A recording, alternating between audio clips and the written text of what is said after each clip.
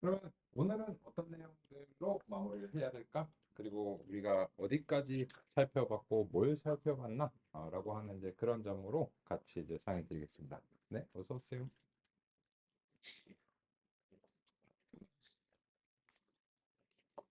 먼저 이제 우리가 살펴보지 않았지만은 사실은 이해를 해버린 부분이라고 생각합니다. 1장 챕터 1의 소개에서 왜 머신러닝인가? 라고 하는 이제 이런 부분이 있는데요.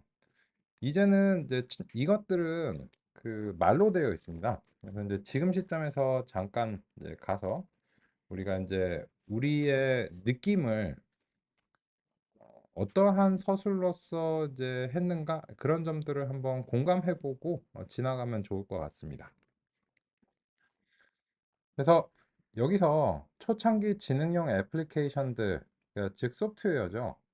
이 초창기라고 하는 것은 물론 이제 그 지능형의 초창기겠죠. 그래서 이제 대부분의 소프트웨어들은 그야말로 이제 if else 문 이런 것들을 이제 규칙 기반이라고 합니다.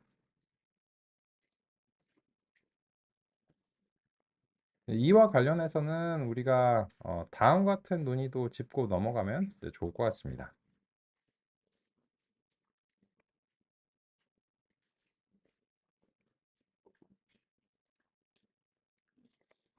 일단은 AI라고 하는 것은 이 서술은 수단에 대한 것이 아니고 목표에 대한 서술이라고 생각합니다.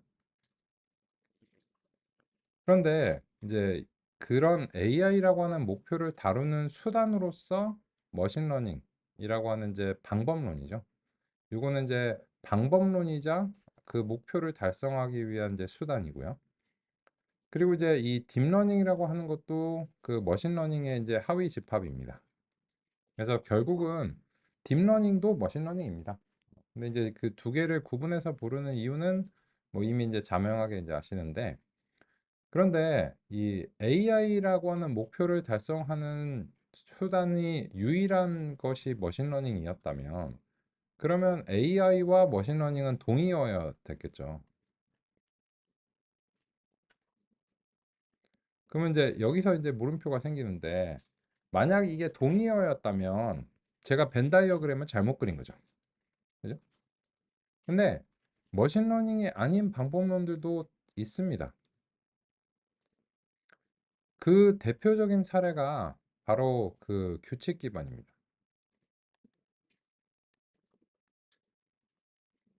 그야말로 이제 룰 베이스고 그 if else 문이라고 제가 종종 말씀드리는 이런 것들이죠.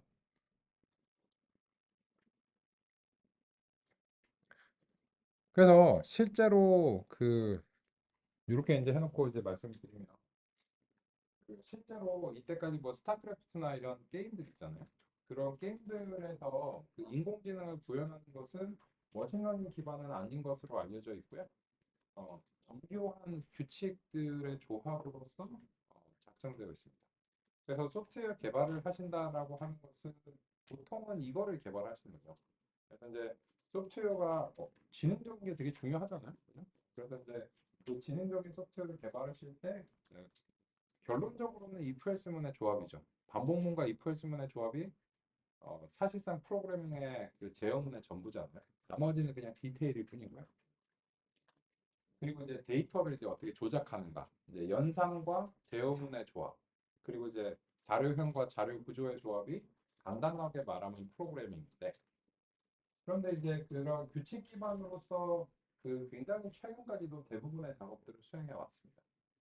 근데 90년대 이후에는 이제 점점 이제 더 소프트웨어에 대한 지능형의 요구사항들이 이제 증가하기 시작하면서 또 데이터도 증가하기 시작하면서 이 인프레션으로 만들기 어려운 경우가 많은데, 예를 들자면 얼굴 인식 이런 문제는 인프레션으로 도저히 해결이 안 되던 그런 문제였습니다. 근데 요새는 잘 되죠. 요새는 페이스 아이디 딱 하면 선글라스 껴도 쫙 잘 됩니다. 그래서 물론 모든 솔루션이 동일한 수준은 아니지만요. 그래서 이제 이 규칙 기반을 넘어서는 것이 이제 머신러닝이라고 이제 할 수 있고, 그 머신러닝이 지금 현재 그 인공지능을 달성하는 끝판왕이냐? 그렇지도 않을 것 같아요. 왜냐하면 이제 우리가 동작하는 방식하고 얘네들이 동작하는 방식하고 굉장히 상이하기 때문에 여전히 이제 사람을 대체하거나 이런 건 좀 어렵다고 보고요. 그래서 이제 그 또 다른 무언가가 있겠죠. 그거를 머신러닝의 카테고리로 집어넣게 될 것인지 아니면 새로운 패러다임이 될 것인지는 두고 봐야 될 것 같은데 그거는 이제 향후 10년을 이제 봐야 될 것 같습니다. 근데 현재 시점에서는 머신러닝이 지배적이에요. 이거는 이제 패러다임 속에 살고 있는 거잖아요. 근데 예를 들어서 뉴턴의 이제 고전역학적인 그 이론들을 보면은 F는 MA인데 사실은 그 중력이라는 힘은 없고 아인슈타인이 그냥 그 시공간의 왜곡으로 인해서 중력이라고 하는 효과가 발생한다. 이렇게 했으면 그러면 뉴턴은 정확하게 말하면 틀린 거거든요. 근데 유용하잖아요. 그죠? 마찬가지로 이제 이 머신러닝도 이게 사람의 지능이냐, 지능이 이렇게 동작하는 거냐라고 물어보면 아마 아닐 거리 정답에 가깝다라고 생각합니다. 근데 유용하냐라고 물어봤을 때 많은 경우에 유용합니다. 그래서 반드시 그 뉴턴이 그 우주의 진실을 모두 다 파악하지 못했더라도 화성 탐사선을 저기 보내는데 유용하다면 여전히 이제 쓰이고요. 머신러닝이 우리의 지능의 일부라든지 혹은 다른 측면, 다른 지능의 측면을 이제 강조했다면 하지만 유용하다면 그건 이제 써야 된다라고 생각합니다. 그래서 우리 이제 적극적으로 이제 도입하고 있고요. 그렇습니다. 그래서 이제 그런 측면에서 같이 짚고 넘어갈 만한 점이라고 생각했습니다. 그래서 그 이 첫 장에 이제 1장 왜 머신러닝가 보면 이게 그 전문가 시스템이라든지 이런 것들 규칙 기반으로 이제 만드는데 직접 규칙을 만들면 어떤 특정한 분야에 국한이 되고 그리고 그거를 굉장히 수고를 해야 됩니다. 그죠? 그래서 이제 그런 것들을 안 하고서 빠르게 지능적인 소프트웨어를 만들고 싶다라고 하는 것이 우리 이제 바람이고 또 어떤 경우에는 내가 직접 하겠어라고 해도 만들기가 거의 불가능에 가까운 경우가 있다라고 하는 것입니다. 그래서 그 24페이지 하단에서 보시면 머신러닝으로 풀 수 있는 문제라고 하는 것에서 이 지도학습 기반으로 많은 문제를 해결할 수 있습니다. 라고 이제 제시가 되어 있습니다. 근데 이거를 우리가 첫날에 보지 않은 이유가 뭐냐면 뭐 전혀 이제 경험이 없으신 상태로 이런 서술을 얘기를 해봤자 그냥 그 뭐 그냥 그런갑다라고 이제 생각하실 텐데 이제는 웬만한 알고리즘과 관점이 좀 있으시잖아요. 그래서 이제 이걸 보고서 그렇지 내가 주택 가격 전문가가 아니고 1970년대 보스턴 지역에 대한 지식이 없음에도 불구하고 여기에 대해서 상당한 수준으로 예측이 가능했지. 내가 종양 전문가가 아닌데 근데 그럼에도 불구하고 내가 의료적 지식이 전혀 없고 종양에 대한 전문성이 없는데 그럼에도 불구하고 내가 뭐 97%의 정확도로 종양을 분류하는 소프트웨어를 만들어냈다는 거죠. 근데 그런 측면에서 그 굉장히 이제 우리가 원하는 유용함을 제공할 수 있는 근거가 바로 이제 지도학습이다. 라고 하는 점이 오늘쯤에는 이렇게 좀 추상적으로 말씀을 드려도 그래 이해가 된다. 그 네 말이 맞아. 혹은 이 교재에서 서술하는 것들이 내가 공감이 된다. 이렇게 이제 받아들여질 수 있다라고 생각합니다.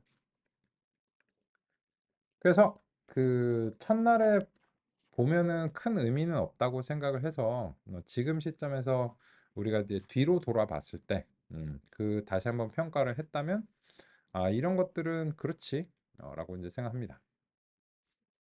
그러면 이제 우리 그 17페이지 지도학습이라고 하는 곳에서 이제 어떤 것을 이제 다뤄왔고 또 어떤 이야기가 남았는가 그런 점도 한번 확인해 보겠습니다.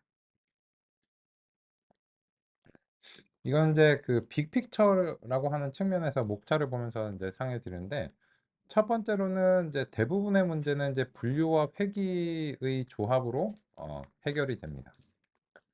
이거 분류도 아니고 회귀도 아닐 수 있잖아. 예를 들어서 어제 세그먼트 애니띵 같은 거는 분류도 아니고 회귀도 아니지 않느냐라고 생각하실 수 있는데 의외로 그거는 분류입니다.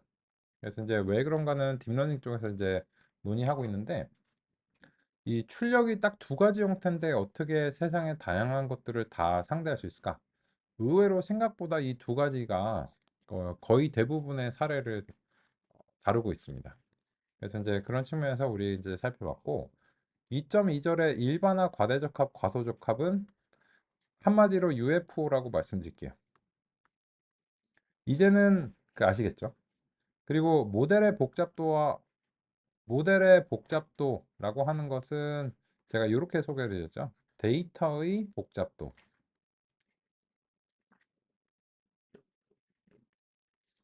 거기에 모형의 능력, 캐패시티가 대응해야 된다.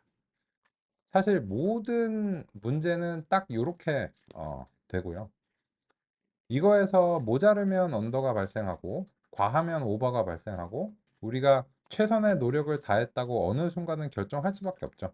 그게 정말 최선인지는 근본적으로 아는 게 불가능하다라고 말씀드렸고 그래서 이 fit이라고 하는 지점은 우리가 이제 어, 우리가 생각하기에 내가 생각하기에 나는 최선을 다했고 그 결과 현재 시점에서 우리는 이거를 그냥 유용하다고 판정하겠다라고 하는 주관적인 지점이죠. 그래서 이제 이 지점에 대해서는 그 정말 최적이야? 이렇게 물어본다면 이거는 이렇게 얘기할 수밖에 없어요. 이거를 수학적으로 증명할 수가 없기 때문에 그리고 그 데이터라고 하는 것은 언제나 현실의 하위집합이기 때문에 우리가 이때까지 수집한 데이터에 대해서 알려진 알고리즘으로 최선을 다했고 성능 평가나 이런 것에서도 공고되는 부분들을 잘했고 통계적으로 유의미한 샘플링을 통해서 이제 이게 편향이나 왜곡이 발생하지 않도록 우리가 많이 노력했다면 네, 지금 시점에서 그냥 이걸 유용하다고 판정할 수밖에 없는 거예요. 네, 그래서 이제 이 fit이라고 하는 것은 이제 너 fit하다고 했는데 왜 틀렸어? 이렇게 말하는 경우가 있다면 그럴 수 있습니다. 언제나 새로운 데이터 포인트가 발생할 수 있기 때문에 그렇고요. 그래서 그렇잖아요. 예를 들어서 그 만약에 세상에 그런 일이 없다면 스타트업도 없겠죠. 그냥 기존의 사업자들이 다 하고 있고 그 새로운 혁신을 가진 스타트업이 갑자기 급부상하는 일도 없을 거 아니에요. 그게 바로 아웃라이어고 이상치인데 언제나 그런 일이 생기거든요. 그래서 그러면 새롭게 발생하면 어떻게? 새로운 상황을 받아들여야죠. 새로운 데이터 포인트로 발생. 그러면 새롭게 모형을 훈련시키고 그리고 다시 한번 평가하고 이런 수밖에 없습니다. 그리고 작년인가? 작년 말에 스탠다드 차트든가라고 하는 은행에서 비트코인의 가격이 70% 이상 폭락할 것이다 라고 하는 그런 뉴스를 작년 말쯤에 냈던 걸로 제가 기억을 하고 있거든요. 근데 제가 딱 그때 아마 틀릴걸? 이렇게 생각했거든요. 근데 어제 똑같은 은행이 비트코인이 12만 달러 간다. 그죠? 저기 뭐 1억 5천만 원 뭐 이렇게 간다. 이런 완전히 반대되는 예상을 내놨잖아요. 뭐 왜 틀렸어 하면은 너무 많이 틀렸기 때문에 그런 거는 좀 문매를 맞겠죠. 근데 이제 이 비트코인과 관련돼서 지금 모형 자체가 아예 없는 거죠. 효과적인 모양이. 그래서 이제 그러면 효과적인 모형이 있으면요. 이게 어려워요. 왜냐면 금융 상품들의 예측은 왜 어렵냐면 효과적인 모형이 있잖아요. 그러면 그 효과적인 모형을 기반으로 해서 예측을 하잖아요. 그러면 그 예측 때문에 개입을 하게 됩니다. 내일 오르거나 내일 폭락하거나 뭐 떡상하거나 떡락할 것 같아요. 가만히 계실 거예요. 빨리 개입을 해야죠. 1조를 가져와! 해갖고 빨리 사야 될 거 아니에요. 근데 그거를 개입함으로 인해서 예측이 틀려요. 그 약간 그 한국 드라마 중에 이런 드라마도 있잖아요. 뭐 미래를 예지할 수 있는 능력을 가진 이제 능력 있는 사람이 있는데 그 사람이 이제 자기가 사랑하는 사람이나 가까운 사람이 미래에 사고가 당할 걸 미리 이제 예견했어요. 그래갖고 이제 자기가 이제 과거 시점에서 미래를 보이니까는 그 사고를 예방하기 위해서 그 사랑하는 사람을 이제 구하는 거죠. 그러면 결론적으로는 예측은 틀렸다고 평가되죠. 그죠? 그러니까 좋은 일이지만 예측은 틀린 거예요. 따라서 이게 구했기 때문에 미래가 바뀌었잖아요. 그 왜냐면 자신의 미래에 대한 예측은 그 사람이 사고를 당해야 되는 거예요. 그러면 예측이 맞도록 하려면 어떻게 될까요? 구하지 말아야죠. 그잖아요. 구하지 말아야 되잖아요. 마찬가지로 이게 비트코인이 1억 5천 갈 거다. 뭐 이랬어요. 그러면은 지금 그 저기 누구지? 캐시카우 저희 돈나무 언니 펀드가 지금 뭐 3조 원 순유철로 지금 막 엄청 손해를 보고 있다는 뭐 소식이 들었거든요. 테슬라가 반토막 났기 때문에 그렇겠죠. 그죠? 40% 이제 반토막 났기 때문에 했는데 그래갖고 그 분이 미국에 이제 그분이 테슬라에 대해서 굉장히 이제 강하게 이제 예측을 하셨잖아요. 근데 지금 이렇게 될지는 또 몰랐겠지. 궁극적으로는 그게 다시 오르면 거봐라. 내가 맞았다. 이렇게 얘기하겠지만 당장에 틀렸잖아요. 그죠? 당장에 틀린 거고. 정말 맞을 것 같으면 그 구간도 맞추지 그랬냐. 그래서 이게 일단은 금융상품의 가격을 예측하는 것을 기계학습을 하겠다라고 하는 게 그냥 쉽지 않다고만 말씀드릴게요. 뭐 불가능한가 이런 거는 좀 되게 그 강력한 용어니까 굉장히 쉽지 않다. 그래서 이제 우리 이제 그런 얘기들을 이제 했고요. 결국 반대적 합과 과소적 합을 극복하기 위해서 노력하는데 이거는 이제 언제나 그 유용함이라고 이제 유용함에 대한 지표라고 예상할 수밖에 없지. 이게 궁극적으로 언제나 이렇게 동작할 것이라고 기대할 수는 없습니다. 그래서 항상 이제 데이터 과학자들이 계속 모니터링을 하고 이제 이 예측 모형이 정말 이제 기존의 이제 그 실험실에서의 상황과 이제 유사한 범위에서 성능을 발휘하는가 모니터링을 할 수밖에 없고 만약에 틀려요. 그럼 어떻게 하냐면 아 데이터의 양상이 달라졌구나. 그래서 새롭게 훈련하고 평가하는 거밖에 도리가 없다라고 하는 거예요. 그리고 이제 2.3절의 지도학습에서 이제 남은 주제들 살펴보시면 K 최근접 이거 이제 잘 아시죠? 선형 모형 상당히 잘 아시죠? 이제 라이브 베이스 분류기 안 했습니다. 안 했고 그리고 이제 통계 기반이라서 이제 넘어갔고요. 결정 트리 어제 살펴봤죠? 결정 트리 앙상블 어제 뭔지 알아보셨죠? 뭐한 가지 주제가 좀 더 나와 있긴 한데 그리고 커널 벡터 머신 안 했죠? 요거 이제 해야 됩니다. 신경만 바로치고 딥러닝은 이제 여기 요번엔 안 다루겠습니다. 왜냐면 이제 딥러닝 수업들이 그 딥러닝 기본하고 심화 2주 이상 그 준비가 되어 있어요. 이제 그만큼 얘 얘기는 딥하거든요. 그죠? 그러다 보니까 여기서 이제 다루면 구색만 초기 정도밖에 안 되니까 이제 이 부분은 딥러닝 쪽에서 본격적으로 이제 만약에 필요하시다면 다루는 게 좋지 않을까 이렇게 이제 생각합니다. 이제 그런 측면이었고요. 그러면 이제 2장에서는 사실상 요 커널 세프트 벡터 머신하고 선형 모형 약간 하고 결정틀이 약간 하고 이렇게 남았는데 요 나머지 주제들을 오늘 오전 시간에 이제 같이 이제 마무리해 보겠습니다. 그렇고 그러면은 이제 넘겨서 이제 3, 4, 5장에 같이 보겠습니다. 3, 4, 5장에서 이제 어떤 것이 남았고 어떤 것을 다뤘는가 이런 점들 같이 이제 확인해 보겠습니다. 네, 어서 오세요. 이제 3장의 대목은 비지도학습과 데이터 전처리인데 데이터 전처리는 결국은 이제 단위 조정이에요. 단위 조정을 왜 하는가 어떻게 하는가 이런 점들 얘기했고 어떤 경우에 필요한가 필요하지 않은가 그런 점들 이제 살펴봤고요. 결국은 얘네들은 뭐 어떤 스케일링이 좋아요? 이렇게 물어보는 거는 정확한 질문이 아니에요. 어떤 알고리즘을 쓸 때 어떤 스케일링이 대체로 도움이 돼요. 데이터의 상황, 데이터의 형태가 이러한데 그런 경우에 어떤 스케일링이 왜 도움이 되냐.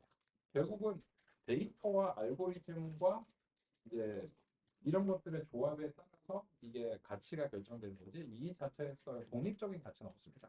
그냥 아무 이유 없이 정규분포로 바꾸고 아무 이유 없이 민맥스를 이제 하고 영일 범위로 바꾸고 이런 거는 아무 의미가 없어요. 그래서 알고리즘하고 이제 반드시 결합해서 살펴보셔야 되는 그런 것들이고요. 그래서 결국은 이거예요. 3.3.5점에서 지도학습에서 데이터 전처리의 효과가 우리가 이제 주요하게 기대하는 바다라고 하는 점이고 이거는 여러 번 확인했죠. 여러 번 확인했습니다. 그러면 이거랑 연결해서 보실 만한 주제가 볼까요? 이 데이터 전처리와 연결해서 보실 만한 주제. 어제의 파이프라인이죠. 전처리가 있으면 파이프라인이 도움이 된다. 그래서 이제 3장의 데이터 전처리를 이제 좀 수월하게 하는 방법으로서 잠시 이제 20페이지를 먼저 넘겨 보시면 6장의 알고리즘 체인과 파이프라인이었습니다. 그래서 이 파이프라인을 통해서 메이크 파이프라인을 하게 되면 일련의 전처리 과정을 효율적으로 수행할 수 있었죠. 그 효율은 누구의 효율인가요? 알고리즘으로서의 효율인가요? 아니면 우리의 효율인가요? 작업자로서 우리의 효율입니다. 우리가 코드를 작성하는 데 있어서의 이제 코드 생산성을 향상시켜주는데 이거를 안 써도 알고리즘은 아무 문제가 없어요. 그냥 우리가 번잡하니까 쓰겠다. 그래서 혹시 이거를 모르셔도 상관은 없어요. 하지만 알면 코드 관리가 수월하고 실수가 적어지겠죠. 그래서 이제 그런 측면에서 어제 바로 도입을 했고요. 계속 오늘도 쓸 겁니다. 그래서 이제 6장의 이제 주요 가치에 대해서는 이제 이미 이제 살펴보셨다라고 할 수 있고, 그 우리가 이제 전혀 다루지 않은 부분 중에 하나는 3.4절의 참원주소 이제 3.5절의 본질인데, 이 부분들은 이제 비지도 학습이고 이제 고차원 데이터 시각화와 그리고 이제 그 탐색적 데이터 분석 그 두 가지가 이제 도움이 되는데 도움이 됩니다. 지도 학습의 성능을 낼 때 탐색적 데이터 분석에 도움이 많이 돼요. 그래서 이 자체로서 성능을 내는 건 아닌데 지도 학습을 보조하는 이제 왼팔이라고 이제 생각하시면 돼요. 근데 4장에서는 범주형 변수는 안 다뤘는데 간단한 얘기입니다. 이거 5분 10분짜리 얘기예요. 그래서 이제 너무 이제 고민 안 하셔도 될 것 같고 이제 지나가는 길에 이제 주워 가겠습니다. 줍줍. 그리고 이제 4.2절하고 4.3절은 사실 범주형 변수와 관련된 얘기라서 이제 똑같은 얘기인데 이제 굳이 장을 나눴고요. 아마 이제 너무 깊어지는 것 때문에 그런 것 같고 4.4절의 구간별 이산화 선형모델 트리 모델인데 이거는 결론은 뭐냐면 구간 분할을 할 거면 그냥 결정치를 쓰시는 게 나아요. 그래서 이거는 이제 구간 분할이 선형 모형에 도움이 되지만 어, 구간 분할을 제일 잘하는 애가 누군가요? 결정 트리거든요. 그래서 그냥 결정 트리를 쓰면 굳이 이 선형 모델의 구간 분할을 적용하는 노력을 안 하고도 그냥 결정 트리로 그냥 해결이 되는 경우가 많아요. 그래서 이거를 보면 큰 가치는 없는 편이에요. 근데 가끔 그런 경우가 있어요. 가끔 이제 사기들이겠지만 트리 모델이 잘 안 되는 특정한 유형의 데이터가 있어요. 그래서 이제 그게 왜 그런지 이제 곧 말씀드릴 텐데 그러면 어쩔 수 없이 선형 모형이나 이런 거 써야 되는 경우가 있거든요. 그리고 상호작용 다음 시간 잘 아시죠? XX 폴리 이런데 잘 아시게 되고 일변형, 비정형, 변형, 특성 자동 선택인데 이 특성 자동 선택은 이제는 결론적으로는 이거는 거의 필요하지 않습니다. 왜냐하면 결국은 선형 모형의 가중치를 보시면 가중치가 큰 거는 중요하게 반영하고 가중치가 작은 거는 덜 중요하다고 하는 거잖아요. 결정들이 똑같아요. 그럼 결국은 이 특성을 자동으로 선택하는 효과가 그냥 알고리즘의 성능을 내다 보면 간접적으로 달성이 되는 거나 마찬가지예요. 그래서 이거를 직접 하시는 일은 예전에 이제 그 1940년대 이전에 통계 쪽에서는 많이 했거든요. 기계학습 이전에 통계적 방법론이에요. 근데 요새는 어, 아주 특수한 경우가 아니고서는 큰 효과가 없다. 이렇게 이제 생각합니다. 그래서 이게 크게 같이 있다. 라고 생각하고요. 그렇습니다. 그래서 4강에서는 사실 그뭐 방식 부분 외에는 그렇게 가치 있는 내용이 많이 없어요. 그죠? 근데 이제 어, 이게 우리한테 이제 그 좀 충격을 안겨줬잖아요. 선형 모형이 이렇게 빠져 있는데 확 올리는 이제 이런 원리로 이게 충격을 줬기 때문에. 그런데 또 한 가지 소식은 이 다항식도 오늘 이후에는 거의 하실 일이 없어요. 왜냐? 서포트 벡터 머신을 사용하시면 이거 안 써도 됩니다. 근데 그럼 왜 써? 빨리 알려주신다고 생각하실 수 있는데 이거를 직접 해보시고 나야 서포트 벡터 머신이 납득이 돼요. 그래서 결과적으로 이렇죠. 구간 분할을 할 거면 트리 모델을 그냥 써버리면 끝이고 방식을 쓸 거면 선형 모형에서는 효과가 있는데 그럴 바에는 서포트 벡터 머신을 쓰는 게 나은 거예요. 이런 식으로 점차 이제 개선이 되거든요. 그래서 이제 그런 측면에서 보시면 이 4장은 관찰과 통찰을 위해서는 되게 중요한 이 인사이트를 제공하는데 결과적으로는 그걸 다 이해해버리고 나면 필요가 없는 내용들이 되어버린다. 근데 이거는 일종의 이해를 위한 사다리를 제공한다고 생각하시면 됩니다. 그래서 그 이해의 사다리를 통해서 올라가 버리면 더 이상 사다리가 필요 없죠. 올라갈 때 필요한데 이해를 해버리면 끝이거든요. 이제 여기 있는 것들이 이제 우리의 이해와 공부에 굉장히 도움이 되지만 결론적으로는 실제로는 이제 적절한 알고리즘을 선택하시면서 필요성이 좀 감소할 것이다. 그래서 이제 4장의 내용과 관련해서는 이제 그렇게 이제 보기를 하고요. 거의 이제 다뤘다라고 보시면 되고 교차 검증 뭔지 아시죠? 왜 하는지 아시죠? 그리드 서치 어제 과정을 통해서 잘 납득하시게 됐죠? 그러면은 5장의 내용들은 거의 대부분 반영하셨네요.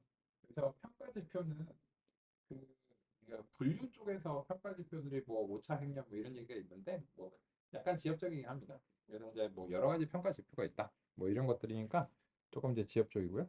그러면은 오늘 오 오늘 이제 5일차인데 남은 거는 사실상 주요 내용으로서는 차원 촉수랑 분집하고 지도학습 약간 커널 서비스 레포머신 이런 것들 나와요.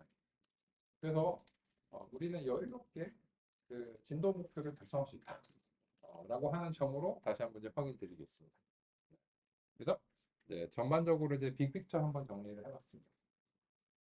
혹시 논의사항이나 궁금하신 사항 있으면 이제 보고 가겠습니다. 왜냐 이제 가이드의 입장으로서는 관광 코스가 거의 다 돈 거예요. 그죠? 관광 코스들이 거의 다 돌았고 이제 아시겠죠?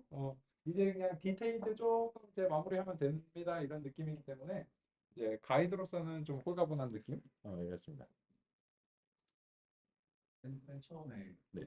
AI랑 ML 네. 보내주신 것처럼 네. DL도 같이 네네. 그 점은 준비가 좀 돼 있습니다. 같이 한번 이제 볼까요? 이제 머신러닝하고 이제 AI의 관계가 동의어가 아니다. 결론은 동의어는 아니다. 그런 측면에서 이제 딥러닝하고 머신러닝하고의 관계도 처음에 우리 선생님들도 이제 요청을 주셨는데 지금은 머신러닝을 이제 아시잖아요. 이제는 세부적 알고리즘 몇 개의 디테일이 필요한 거지 머신러닝은 아시는 거예요. 그죠? 그러면 이제 그런 측면에서는 이제 딥러닝하고 조금 비교를 하는 게 어느 정도 의미가 있을 수 있습니다. 그래서 이제 그런 측면에서 같이 이제 살펴보겠습니다.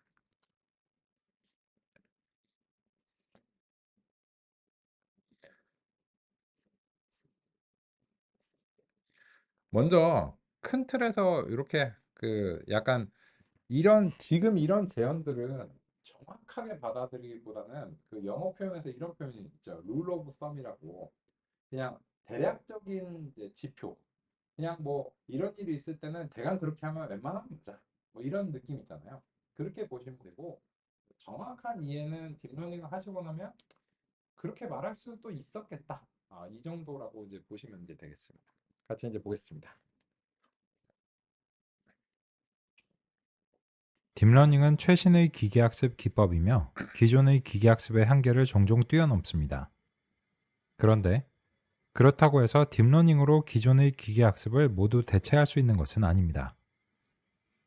딥러닝은 모델이 여러 계층으로 구성되어 표현력이 상대적으로 복잡한 편입니다. 그래서 기계학습에 비해 고차원의 데이터에 적용하기 적절합니다. 주로 이미지와 같은 데이터에서 딥러닝이 적용됩니다. 이미지의 경우는 수십만 또는 수백만 차원도 흔합니다.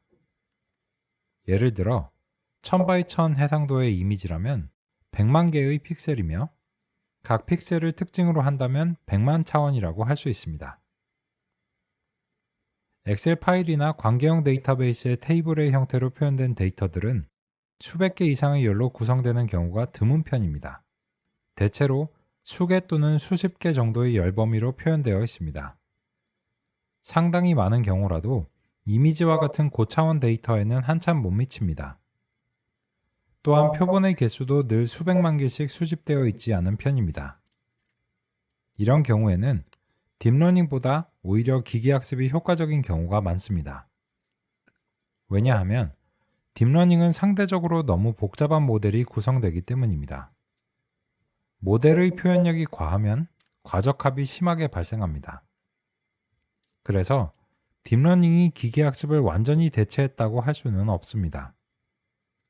기존의 기계학습이 한계를 갖던 고차원의 데이터에 대해서 딥러닝이 새로운 돌파구를 찾게 해준 것이라고 봐야 하며, 저차원의 데이터들은 여전히 기계학습의 영역입니다.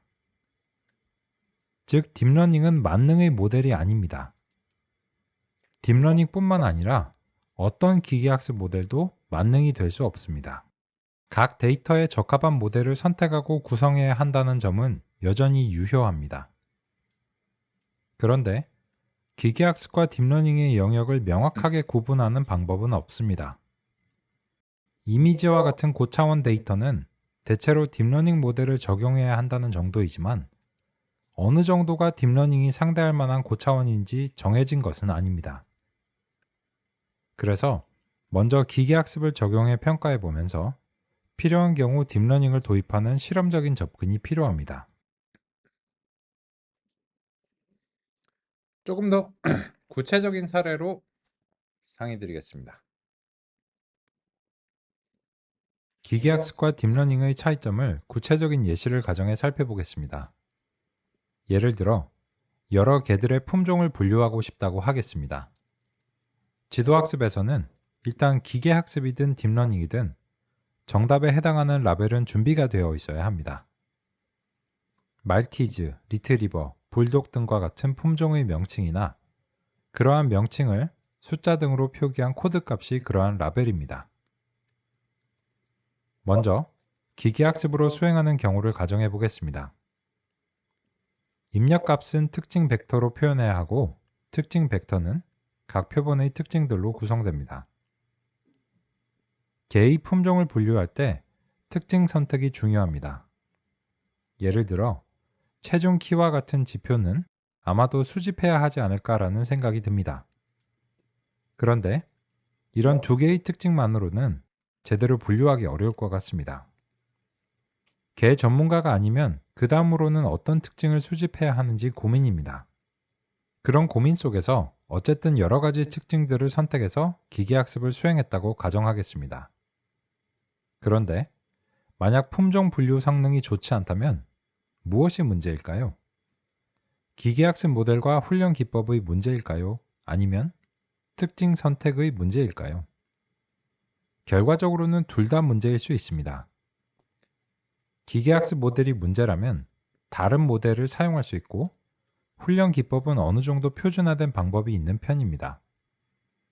그런 조치를 성실하게 했다고 가정했을 때도 성능이 나아지지 않는다면 그것은 결국 데이터의 문제일 가능성이 높습니다. 선택된 특성들이 개의 품종을 대표하는지가 관건입니다. 그럼 이런 생각이 들 수 있습니다. 그걸 모르거나 어려우니까 기계학습을 하는 것이 아닌가라고요. 이런 문제는 크게 두 가지의 과정으로 나뉩니다. 첫 번째는 지금 고민하는 것처럼 어떤 방식으로 표본을 표현하는 것이 바람직한가입니다. 두 번째는 표현이 바람직하다는 가정하에서 그러한 표현과 목표 출력의 관계의 규칙을 찾는 일입니다. 두 가지 작업 모두 중요한 일이고, 아주 간단한 데이터가 아니라면 대체로 어려운 일입니다. 딥러닝이 아닌 기계학습이 해주는 것은 표현된 특징과 목표 출력 사이에서 내재된 규칙을 찾아내는 것입니다. 그래서 첫 번째 작업은 사람이 해주어야 합니다. 그럼 어떤 사람이 해야 하는 것일까요? 당연히 해당 문제에 대한 경험을 가진 전문가가 특징을 선택하는 것이 바람직합니다. 개 품종을 분류하고 싶다면 개 품종 전문가에게 적절한 특징 선택과 관련해 조언을 구할 필요가 있습니다. 딥러닝 모델은 첫 번째 작업, 즉 표본에 대한 올바른 표현을 찾는 것까지 기계가 수행하는 구성입니다. 기계학습에서는 개의 품종과 관련한 특징을 고심해서 선택했다면, 딥러닝에서는 그냥 각 품종별 이미지 자체를 입력으로 할 수 있습니다.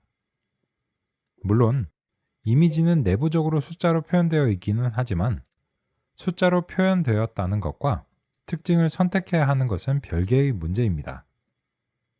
딥러닝 모델은 기계학습과 달리 여러 계층으로 구성되며 각 계층은 훈련 과정에서 적절한 특징 표현을 찾습니다. 그런 계층들이 잘 구성되어 훈련되면 특징 선택과 관련해서 사람이 고민하지 않고도 성공적으로 학습을 수행할 수 있습니다. 요약하자면 기계학습은 모델의 데이터를 맞춰야 하고 딥러닝은 데이터에 모델을 맞춘다고 할 수 있습니다. 데이터는 무한히 다양하기 때문에 데이터에 손을 대는 방식은 일반성이 떨어지고 문제를 특수하게 해결한다고 할 수 있습니다. 우리는 기계학습이 가급적 일반적인 구성이길 바랍니다. 왜냐하면 일반적일수록 여러 데이터에 범용적으로 적용할 수 있기 때문입니다. 그런 측면에서 기계학습으로서 딥러닝은 기존의 기계학습보다 일반적이고 범용적인 능력이 크게 확장되었다고 평가할 수 있습니다.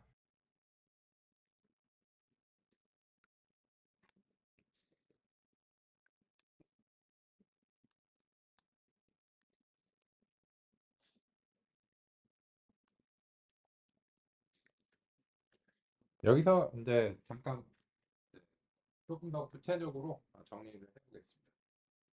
예를 들어서 지금의 우리 기계학습 방법론을 사용해서 여러 개들의 품종을 분류하고 싶다라고 가정하겠습니다.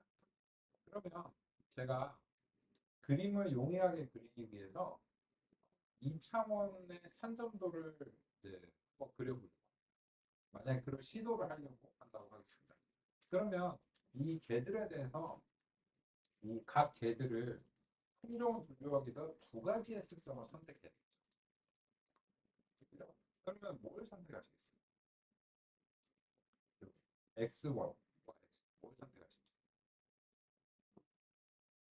색상? 이게 될 수도 있겠죠. 뭐 색상 뭐 값을 뭐 정도 끌 수도 있잖아. 색상이 좀 다양해보니까 크기 좋죠. 크기 좋죠. 그러면 색상하고 크기로 산점도를 그리면 얘네들이 잘 구분돼서 분류가 될까요? 어느 정도는 될 수도 있어요. 왜냐면 이제 소형견 이제 소형견하고 중형견하고 뭐 대형견 이런 식으로 하면 어느 정도 이렇게 일단 대강 나눠지겠죠. 대강 나눠지고 근데 개들의 이제 색상으로 하면 얘랑 리트리버랑 얘는 어떤 종인지 제가 잘 모르겠거든요. 근데 시각적으로 보면 얘랑 좀 다르잖아요. 그러면 왜 다른가 하고 물어보면 딱 뻔히 다르구만. 근데 이거는 어떻게 생각하세요? 거의 털색은 비슷한데 뭐 코가 얘는 까맣고 얘는 이제 살색이 있는 게 좀 다르잖아요. 그럼 색상이라고 하면 털색을 얘기하는 건가? 코색을 얘기하는 건가? 눈이 파란 애들은 없으니까 눈색은 상관없겠죠. 근데 그러면 색상이라고 하는 것을 선택하면 정확하게 색상이 뭘 얘기하는 걸까? 그러면 얘는 어떻게 색상을 얘기해요? 까만색이라고 얘기해야 될까? 점박이가 있잖아. 그죠? 그래서 이 특성을 정한다는 게 임의적이고 쉽지 않은 일이다. 라고 하는 것을 우리가 이제 이런 사례를 통해서 이제 공부할 수 있죠. 그럼 누굴 불러야 돼? 강용실 불러야죠. 그죠? 강용실 불러서 이게 이게 분류를 해야 되는데 뭐 해야 될까요? 하면 뭐 강경 씨가 이게 뭐 색상도 좀 이렇게 좀 상세하게 나눠야 됩니다. 뭐 해고 어쩌고저쩌고 말씀하시겠지. 그럼 열심히 적어야 됩니다. 그렇구나. 뭐 해가지고 해보니까 이게 잘 돼. 그러면 그냥 기본 선형 모양으로도 잘 돼. 그러면 누가 잘한 걸까요? 알고리즘이 잘한 걸까요? 전문가의 식견이 올바랐던 걸까요? 만약에 이제 그게 강영욱 씨한테 컨설팅을 받아서 했는데 우리 여기 나오는 선형 알고리즘 그냥 잘 됐어. 그럼 누가 잘한 거야? 그죠? 강영욱 씨의 식견이 안 물어봤어요. 안 물어봤는데 가정하는 거죠. 만약에 그게 좋았다면 그거는 전문가의 식견이 좋아서 데이터가 훌륭하게 표현됐기 때문에 알고리즘이 성공할 수 있는 요인을 가지고 있었던 거예요. 근데 그걸 정확하게 우리가 딱 보니까는 대강 알겠는데 이 정확하게 이 고차원 평면에서 고차원 공간에서 이렇게 싹 그 초평면을 형성하는 건 우리가 할 수가 없거든요. 눈으로 볼 수가 없기 때문에. 그래서 그런 건 알고리즘에 도움을 받아야 돼요. 근데 문제가 있어요. 지금 현재 기업에. 어떤 문제가 있나요? 강영욱 씨가 좀 비싸지 않을까요? 요새 유명하시니까 좀 비쌀 것 같아요. 그죠? 근데 상대적으로 딥러닝 강의 싸. 그죠? 그래서 딥러닝 강의 갔더니 뭐 강영 씨왜 부르나요? 그냥 개사진 넣고 이 개사진들 마티즈 뭐한 100, 뭐 1000장, 뭐 100장, 1000장 이렇게 이제 요새 이제 뭐 10장만 있어도 사실 되고 마티즈 사진 뭐 여러 장, 뭐 무슨 사진 한 여러 장 해갖고 한 수백여 장 정도를 균형 있게 이제 수집을 한 다음에 훈련시키면 그냥 이거를 그냥 사진을 집어넣으면 뽕 말티즈라고 잘 됩니다. 우리 이제 딥러닝 과정에서 하는 예시 중에 하나거든요. 그러면 여기 이런 거죠. 이거의 특성 표현을 하느라고 굉장히 고심할 수밖에 없는데 그 과정을 딥러닝에서는 줄여주거나 없애주는 그냥 원본의 데이터에서 여기서 뭘 뽑아야 될까를 얘가 직접 알아내는 그 과정 자체가 이제 사람의 영역에서 이제 그 알고리즘의 영역으로 이제 들어가 버려요. 야, 진작 얘기하지 그랬어. 그 좋구만. 그 왜 안 된다는 거야? 그죠? 그 얘기를 이제 해보죠. 그래서 이제 이 신경망의 근본적인 이제 부분들이 이제 뭐냐면 이제 이런 차이가 있습니다. 기계학습과 딥러닝이 다른 주요한 점은 표현 계층의 깊이입니다. 기계학습은 대체로 하나의 표현 수단으로 데이터를 표현해야 합니다. 마치 복잡한 동작을 수행하는 기계를 단일한 부속품으로 만들려는 것과 같습니다. 복잡한 동작을 수행하는 무언가는 보통 여러 가지 부속품의 조합으로 구성됩니다. 딥러닝은 그러한 점을 반영합니다. 복잡한 데이터를 단일한 표현 수단으로 모두 표현하려고 하지 않고 단계별로 각각 적절한 표현을 찾습니다. 상식적으로 생각해도 그렇게 해야 할 것 같습니다. 복잡한 데이터를 표현하기 위해 표현 계층이 깊어지면서 결과적으로 심층학습, 즉 딥러닝이 구성되는 것입니다. 다른 기계학습 모델들의 경우는 계층이라는 개념이 없는데 딥러닝의 근거가 되는 신경망은 여러 계층으로 구성되고 필요한 만큼 계층을 추가할 수 있습니다.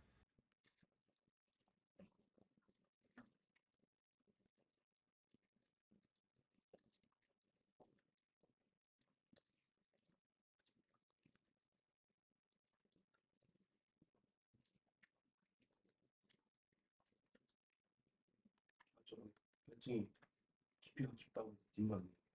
맞습니다. 그냥 그 이유밖에 없습니다. 그러면 이제 비교해서 보시면 이제 우리의 현재 기계학습에서 특히나 선형 모양의 경우에는 x와 y의 관계가 단일한 함수로서 표현이 될 것이라는 가정이 있어요. 하나의 함수. 근데 그런 가정이 안 맞는 경우가 많겠죠. 왜냐면 이렇잖아요. 이게 무슨 말이냐면 스마트폰 같이 복잡한 그 기계를 그냥 칩 하나로 다 해결을 하겠다.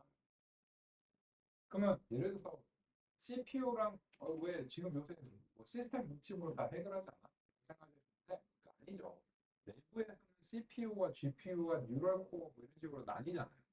왜 나눠? 그럼 하나면 좋잖아. 근데 안 되니까 CPU가 좋은 작업이 있고 GPU가 효과적인 작업이 있고 뉴럴 코어가 효과적인 작업이 있고 미디어 인코더가 효과적인 그런 부분이 따로 있고 그래서 각각의 작업에 대해서 전문화된 것들을 여러 개를 잘 조합하면 종합적으로 굉장히 성능이 좋은 것처럼 느껴지는 거죠. 결과적으로 봤을 때. 근데 이 선형 모형과 같은 경우를 이제 간단하게 예시로 보시면 그냥 CPU로 GPU고 미디어 엔진 이런 걸 다 다루려고 하는 거예요. 근데 그러다 보면 GPU 쪽에서는 이제 제대로 GPU가 필요한 영역에서 제대로 못하는 거죠. 그럼 그래픽이 잘 표시가 안 돼. 부동소점 연산에 좀 이제 성능이 저하되는 거죠. 그래서 전문화된 함수들을 여러 개를 조합하는 게 현재 그 컴퓨터 시스템의 중요한 그런 비율을 염두에 두고 보시면 하나의 단위란 걸 CPU를 아무리 복잡하게 만든다고 해도 이게 걔네가 부동소 때문에 더 잘 되진 않는다. 그래서 그냥 다른 아키텍처가 필요하기 때문에 엔비디아가 그렇게 갖고 가는 거 아니에요. 안 그랬으면 그냥 인텔에서 그냥 우리가 해결해줄게 이러고 끝났을 텐데 그게 안 되니까 그렇게 된 거죠. 그러면 딥러닝은 어떻게 하냐면 왜 그걸 하나의 함수로 집착하냐 이거죠. 그냥 첫 번째 함수는 자기 CPU야. CPU가 해결할 일은 CPU가 해결해. 근데 안 되는 거는 네가 하지 말고 GPU한테 넘겨. 그리고 또 안 되는 거는 저 미디어 엔진한테 넘겨. 뭐 이런 식으로 얘를 비유하자면 일련의 함수들을 변환해 가면서 일련의 비선형 변환이 되죠. 그래서 여러 개의 함수를 거쳐서 변환을 수행하는 게 신경망의 근본적인 구성입니다. 근데 가장 핵심은 마지막에 일련의 비선형 변환을 하고 나서 최종적으로는 그냥 선형 모형을 써요. 그래서 신경망의 가장 마지막 단계는 사실상 선형 모형입니다. 근데 그게 무슨 말이야? 선형이 이거 왜 선형모를 쓰는 거야? 라고 이제 생각하실 수 있는데 이제는 지금쯤은 이런 게 이제 이해가 되시죠? 이런 데 상황을 이제 보겠습니다. 기계학습에서는 특징 표현이 중요합니다. 예를 들어 다음의 경우를 가정해 보겠습니다. 데이터 집합의 분포가 다음과 같을 때 직선만 표현할 수 있는 모델을 적용하면 최적화에 실패할 수밖에 없습니다. 데이터 분포가 비선형적이기 때문입니다. 마치 삶은 달걀에서 흰자를 건드리지 않고 노른자를 꺼내는 방법이 없는 것과 마찬가지입니다. 그런데 만약 이런 데이터를 살펴보고 극자 표계로 변환해야겠다는 구상이 떠올랐다고 하겠습니다. 이런 경우 같은 데이터 집합이지만 변환된 분포는 직선을 표현할 수 있는 모델로도 최적화가 가능한 형태로 바뀝니다. 기계학습에서는 이렇게 적절한 특징 표현을 찾는 것이 중요한데 그 부담이 기계가 아닌 사람에게 있는 것이 문제이자 한계점입니다. 그러면 이제 그 방금 전에 통찰을 근거로 해서 이 사례를 보시면 이런 분포가 원래 X라고 할게요. 원래 데이터 분포가 이러면 이거를 선형 모형으로 해결이 가능한가요? 그냥 불가능하죠. 이런 분포 자체는 선형 모형으로 해결이 불가능해요.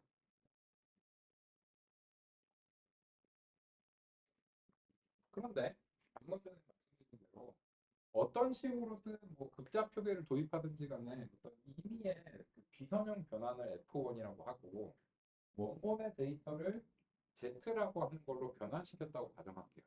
근데 그 변환 결과 분포가 다음과 같이 바뀌었다라고 가정할게요. 어떻게 하는지는 모르겠고 지금 저희 중요하지 않고 근데 바뀌었다라고 가정하면 이 바뀐 Z에 대해서 Y와의 관계는 선형적일까요? 선형적이죠. 그러면은 이런 변환된 공간에서는 선형 모형이 성공합니다. 근데 이 변환을 어떻게 해야 되는지가 그러면 관건이잖아요. 비선형에서. 근데 그거를 우리가 직접 한다면 매번 이거를 고민해야겠죠. 얘를 뭐 극자 표계로 바꿔야 될까 이런 고민하는데 그런 고민의 부담을 누가 가져가 줬냐면 신경망이 가져가 줍니다. 그래서 신경망 그래서 사실 결정 트리가 비선형을 처리할 수 있는 이유가 신경망하고 저는 비슷한 점이 있다고 생각해요. 둘 다 깊이가 있거든요. 둘 다 영역을 전문화된 영역을 나눠요. 그렇다면 결정 트리가 결정 트리는 사실 이런 수학적인 함수라고 보기엔 조금 어려울 수도 있지만 뭐 영 아닌 건 아니라고 생각하고요. 그런 측면에서 결정 트리가 여러 단계를 거쳐서 처리를 해내다면 그래서 이제 비선형성을 이제 상대할 수 있다라고 하는 그런 측면이 있기도 하다라고 생각하고 그래서 그 결정 트리가 딥러닝과 함께 이제 지금 제일 각광받는 이제 쌍두마차의 이제 한 축이 중에 이제 하나다라고 평가되는 게 아마 이런 그 비선형을 상대하는 원리가 좀 유사한 점이 있어서 그런 게 아닌가 하는 이제 생각이 듭니다. 이제는 요 얘기를 하시는 거예요. 그냥 머신러닝을 알고 나야 이 얘기를 하는 거지. 그 전에 이거 해봤자 아무 의미가 없어요. 네. 오케이, 여기까지 살펴보겠습니다.